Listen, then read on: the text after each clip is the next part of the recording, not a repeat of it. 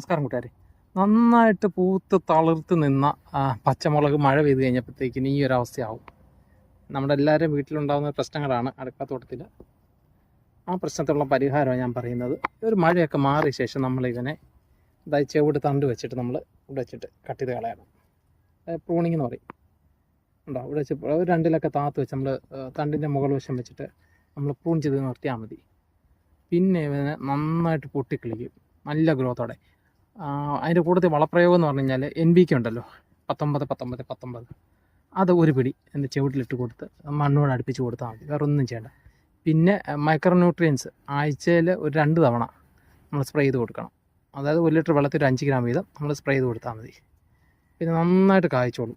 കാര്യം എന്ന് പറഞ്ഞാൽ പിന്നെ 1 വർഷം വരെ നമുക്ക് പിന്നെയും വിളവ് കിട്ടും. ഇതിപ്പം ഏകദേശം 1 വർഷം കഴിഞ്ഞു കേട്ടോ. ഇതിനകത്ത് തന്നെ ഞങ്ങൾ ഏകദേശം ഒരു 5 കിലോ മുളകോളം പറിച്ചിട്ടുണ്ടാവും. അതുപോലെ നല്ലതായിട്ട് കായ്ച്ചതാണ്. പിന്നെ ഇത് നിങ്ങളെ കാണിക്കാൻ വേണ്ടി ചെടിക്ക് അത് ഞാൻ പ്രത്യേകിച്ചും ചെയ്യാൻ നിൽക്കുന്നത്. എന്നിട്ടും കണ്ടില്ലേ, നമ്മളൊന്നും വളമൊന്നും ചെയ്യാഞ്ഞിട്ടും പൂത്തിക്കുന്നുണ്ടില്ലേ, കണ്ടില്ലേ? അതുകൊണ്ട് പച്ചമുളകൊക്കെ ഇഷ്ടം പോലെ ഉണ്ടായിട്ടുണ്ട്. ഇന്ന് രാവിലെ കൂടെ പറിച്ചത് അതിനകത്തുനിന്ന്.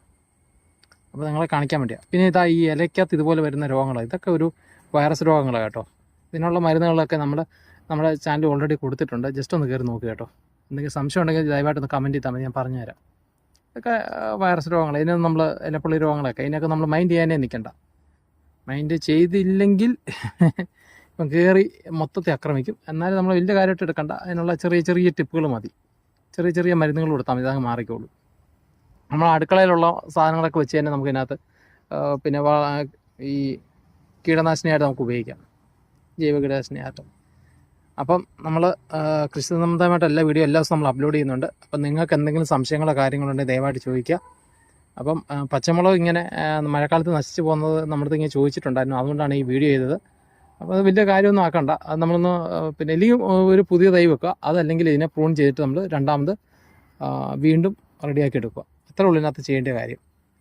അപ്പം നമ്മുടെ ചാനലൊന്ന് സപ്പോർട്ട് ചെയ്യണം. അപ്പം സംശയങ്ങളും കാര്യങ്ങളുണ്ടെങ്കിൽ ദയവായിട്ടൊന്ന് കമൻറ്റ് ചെയ്ത് ചോദിക്കുക.